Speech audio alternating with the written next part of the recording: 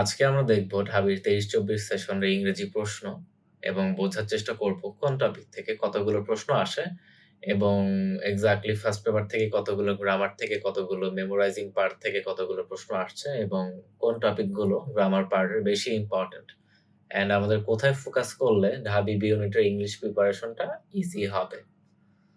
চলেন আমরা দেখি, শুরু করি। তো ফার্স্টে আমরা দেখতে পাচ্ছি প্রশ্ন করেছে, for myself I choose the cheapest dish on the menu.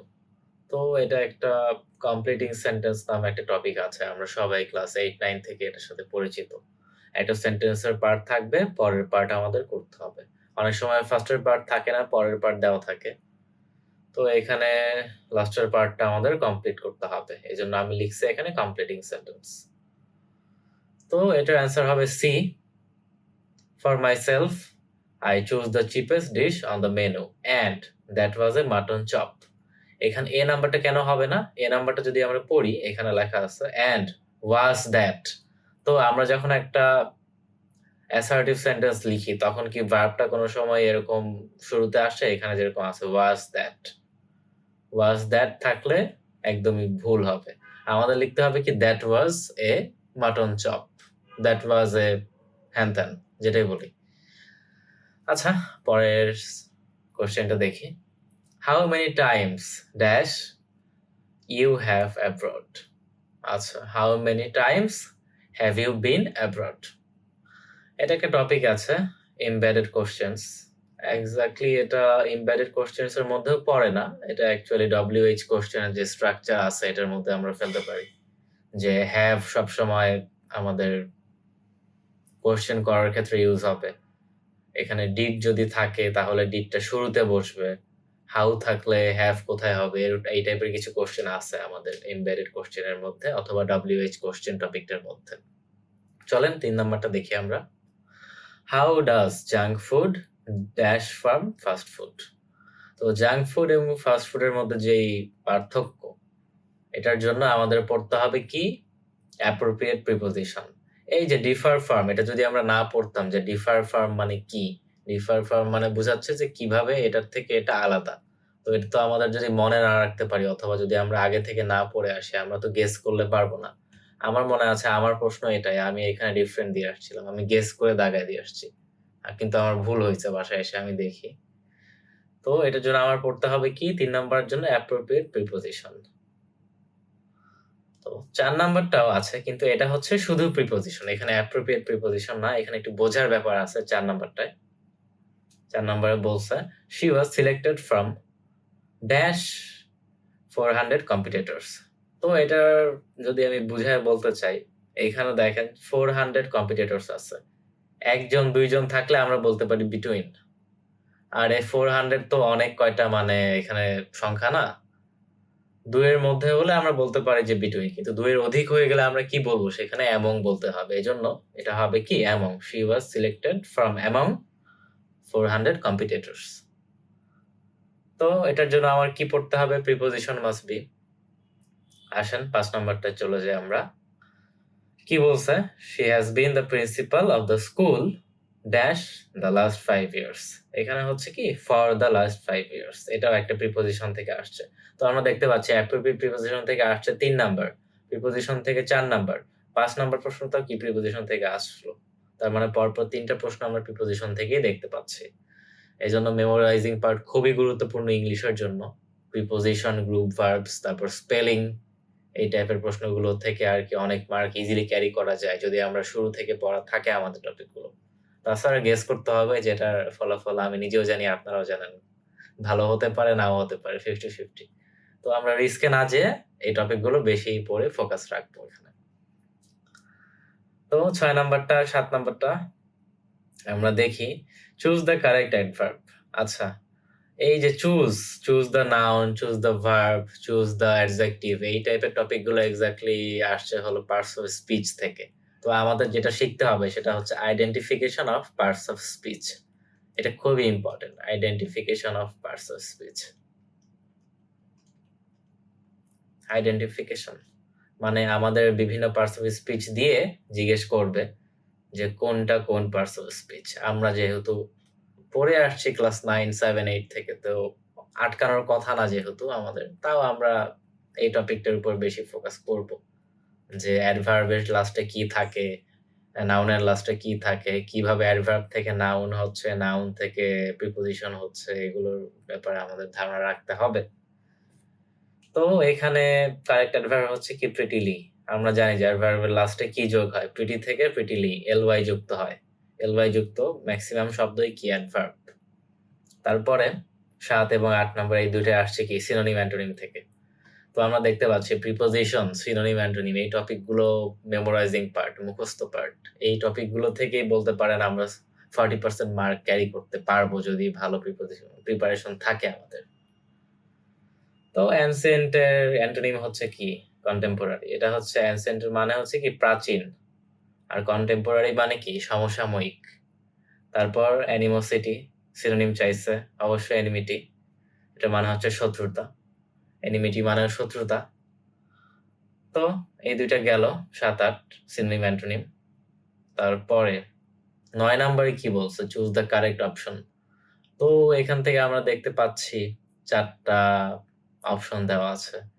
এই টপিকটাকে অ্যাকচুয়ালি বলে সেন্টেন্স কারেকশন। সেন্টেন্স কারেকশনের মধ্যে অ্যাকচুয়ালি আমাদের ইংরেজি গ্রামারের যত টপিক আছে সবকিছুই কাজে লাগবে। তাই আপনারা যদি ইংলিশের বেসিক শক্ত করতে চান তাহলে আপনাদের অবশ্যই কারেকশনে ভালো করতে হবে। কারেকশন যদি আপনারা ভালো পড়েন তাইলে আপনারা বুঝতে পারবেন না আপনাদের বেসিকটা বা অন্যান্য টপিকগুলো ভালোমতো ধারণা রয়েছে। তাহলেই কারেকশনটা ভালো করা সম্ভব। যেকোনো বই থেকে আমরা মেইনলি কারেকশনটা প্র্যাকটিস করে নিজেদের যাচাই করতে পারি।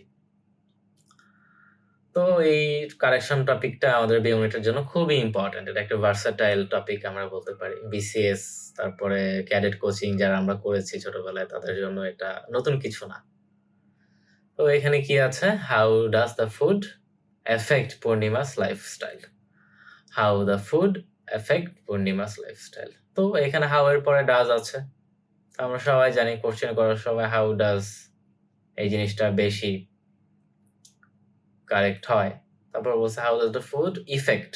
তো ডাজ আমরা বুঝতেছি, এখানেও ডাজ আছে, কিন্তু এফেক্ট আর ইফেক্টের মধ্যে তফাৎটা আমার বুঝতে হবে। এফেক্ট মানে হচ্ছে যে আমার কিভাবে প্রভাবিত করে, আর ইফেক্ট মানে হচ্ছে একটা প্রভাব। তো এখানে এফেক্ট মানে বোঝাচ্ছে প্রভাবিত করা। এটা একটা, আমি যদি ভুল না করি, এটা একটা ভার্ব, কিন্তু এই ইফেক্টটা একটা নাউন হয়ে যাচ্ছে।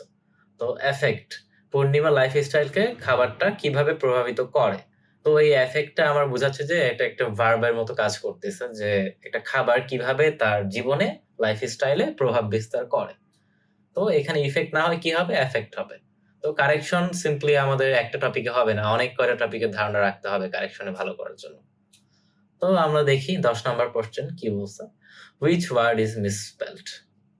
এটা আমি ভুল করে আসছিলাম, আমার এখনো মনে আছে।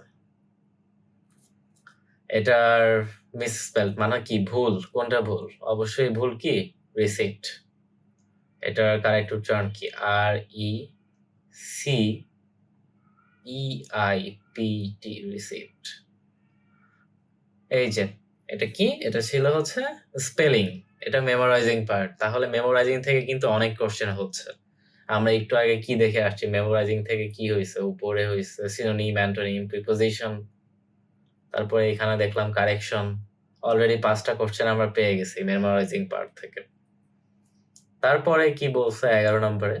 Which of the following sentence has an interjection in it? Interjection কি আমরা সবাই জানি। ইন্টারজেকশন হচ্ছে মানুষের আবেগ, উচ্ছ্বাস এই টাইপের যেসব ওয়ার্ড আছে, এরকম ওয়েল, ওহ এই টাইপের ইন্টারজেকশন সাইন না থাকলে আমাদের বুঝে নিতে হবে। যেরকম ফার্স্টে আমরা যদি পড়ি অপশনটা, well it is time to say good bye. তো এটার মধ্যে যে ওয়েল জিনিসটা আছে এটা থাকাতে আমরা বুঝতে পারি সহজেই যে কি এটা একটা ইন্টারজেকশন। তো ১১ নম্বর কোশ্চেনের আনসার কি হবে? এ। আমরা যদি ১২তে চলে যাই তাহলে আমরা দেখতে পাবো কি বলছে, চুজ দ্য কারেক্ট সেন্টেন্স। তো সেন্টেন্স কারেকশনের মধ্যে এই জিনিসটা পড়ে। তো এটার জন্য আমি আগেই বলছি অনেক টপিকে ভালো করতে হবে। এখানে কি বলছে? I bought 2 pair of trousers. তারপর কি বলছে? Can you give me some advices. তারপরে বলছে I read poetry about a horse. লাস্টের অপশনটা হচ্ছে কারেক্ট। এখানে লেখা কি? Hamlet is one of Shakespeare's most famous work. তো এখানে অ্যাপোস্ট্রফি আছে, এখানে আমরা দেখতে পাচ্ছি। অ্যাপোস্ট্রফি থাকাতে আমরা কি বলতে পারি? শেক্সপিয়ার এর। এই অ্যাপোস্ট্রফি দিয়ে কি বুঝায়? এর বুঝায়। কারেকশন পড়লে আমরা এই জিনিসটা আরো ভালো মতো বুঝতে পারবো যে কোন টপিক গুলো এক্স্যাক্টলি বেশি পরীক্ষায় আসতেছে, যে কি বুঝাচ্ছে। 13 নম্বরে কি আছে? 13 নম্বরে আছে চুজ দ্য কারেক্ট সেন্টেন্স। এটাও কারেকশনের মধ্যে পড়ে। তাহলে কারেকশন কয়টা দেখলাম? 1টা, 2টা, ওই পাশে একটা দেখছি মেবি। 3টা কারেকশন আমরা অলরেডি পেয়ে গেলাম এখানে। তারপরে কি বলছে? 14 নম্বরে identify the figure of speech a terrible beauty is born. এই যে এ টেরিবল বিউটি, তো আমরা বিউটি মানে কি? সুন্দর। আর টেরিবল মানে কি? জঘন্য। তো একটি জঘন্য সুন্দর কি হয়েছে? জন্ম হয়েছে। তো এই টাইপের যেসব কোশ্চেন হয় এগুলো মেইনলি লিটারেরি একটা টার্ম আছে, যে লিটারেচার পার্টের যেসব ওয়ার্ড বেশি ইউজ হয়, যেরকম সিমিলি, মেটাফোর, প্যারাডক্স। তো এই টাইপের ওয়ার্ড আমাদের ধারণা রাখতে হবে। এটার জন্য পড়তে হবে কি? লিটারেরি টার্মস নামে একটা পার্ট আছে আমাদের ইংলিশে, গ্রামার বইয়ের লাস্টের দিকে মেইনলি পাওয়া যায়। ওটার উপরে আমাদের ভালো ধারণা রাখতে হবে যে কোন সেন্টেন্সে কি প্রকাশ পাচ্ছে। তারপরে আমরা লাস্টের কোশ্চেনে চলে যাই। এখানে কি বলছে? Identify the type of sentence. তো সেন্টেন্স আইডেন্টিফিকেশন আমাদের এখানে আসছে, যে এটা কি অ্যাসার্টিভ নাকি ইম্পারেটিভ নাকি এক্সক্লামেটরি নাকি ডিক্লারেটিভ। তো অ্যাসার্টিভ আর ডিক্লারেটিভ কি একই জিনিস বোঝায়, মানে এটার বাংলা হচ্ছে কি? বিবৃতিমূলক বাক্য, কোনো কিছু বিবৃত করা। এখানে বলছে কি? Romeo and Juliet, in my opinion, Romeo and Juliet by William Shakespeare is a great play. তো in my opinion যেহেতু আছে, তার মানে কি? কেউ একজন তার নিজের মতামত প্রকাশ করেছে। তো এটাকে ডিক্লেয়ার করেছে আমরা বলতে পারি, অ্যাসার্ট করেছে বলতে পারি। মানে কি? বর্ণনা করেছে, মনের ভাব প্রকাশ করেছে। এজন্য এটা কি? একটা ডিক্লারেটিভ বা অ্যাসার্টিভ সেন্টেন্স। এটা কোত্থেকে আসলো? আইডেন্টিফিকেশন অফ সেন্টেন্স থেকে আসলো। আর আগের প্রশ্নটা এসেছিল কোত্থেকে? Identification of literally terms topic আছে আর কি, গ্রামাটিক্যাল পার্ট, মেমোরাইজিং পার্ট, কোত্থেকে কোন টপিকে কতগুলো প্রশ্ন এসেছে এটার ভিত্তিতে আমি একটা অ্যানালাইসিস দাঁড় করিয়েছি। এখান থেকে আপনারা দেখতে পাচ্ছেন যে গ্রামার টপিক 8টা 9টার মতো আছে, মেমোরাইজিং পার্ট টপিক আছে 7টার মতো। তো এই টপিকগুলো যদি আমরা শুরু থেকেই ধারণা রাখতে পারি, বিশেষ করে মেমোরাইজিং পার্টগুলো যদি বেশি বেশি পড়তে পারি, তাহলে আশা করতেছি আমাদের জার্নিটা একটু ইজি হবে। তো ফার্স্টে আমরা দেখতে পাচ্ছি মেমোরাইজিং পার্টে আছে অ্যাপ্রোপ্রিয়েট প্রিপোজিশন। এটা আমরা দেখলাম, খুবই ইম্পর্টেন্ট, খুবই ইম্পর্টেন্ট, একদম 3 স্টার দেওয়ার মতো। তারপরে গ্রুপ ভার্বস, এটা আছে মোটামুটি ইম্পর্টেন্ট। তারপর সিনোনিম এবং অ্যান্টোনিম, এটা খুবই ইম্পর্টেন্ট। তারপর স্পেলিং আমরা দেখছি, স্পেলিং কি আসছে তো গত বছর, তার মানে কি এটা খুবই ইম্পর্টেন্ট টপিক। তারপরে আমরা দেখতে পাচ্ছি ইডিয়মস অ্যান্ড ফ্রেজ, এটাও ইম্পর্টেন্ট। তারপর লিটারারি টার্মস, এটা ইংলিশের জন্য আমরা বলতে পারি এক কথায় ম্যান্ডেটরি। ইংলিশ যেখানে আছে বি ইউনিট বা সি ইউনিট, সব ক্ষেত্রেই লিটারারি টার্মগুলো আমাদের লাগবে। সায়েন্সেরও যাদের ইংলিশ আছে তাদের ক্ষেত্রেও এটা খুবই ইম্পর্টেন্ট। তারপর অ্যানালজি টপিকটা আমরা যারা একটু বেশি প্রিপারেশন নিতে চাচ্ছি, যেরকম বিউপি অথবা জাহাঙ্গীরনগর আইবিএ, এই দুটো ইউনিটের ক্ষেত্রে অ্যানালজিটা একটু বেশি এসে থাকে, অথবা সেন্টেন্স কারেকশন যেটা আমি বলেছিলাম প্রশ্ন সলভ করার সময়, তো কারেকশনটাও কি এসে থাকে। কারেকশন আমি লিখে দিচ্ছি,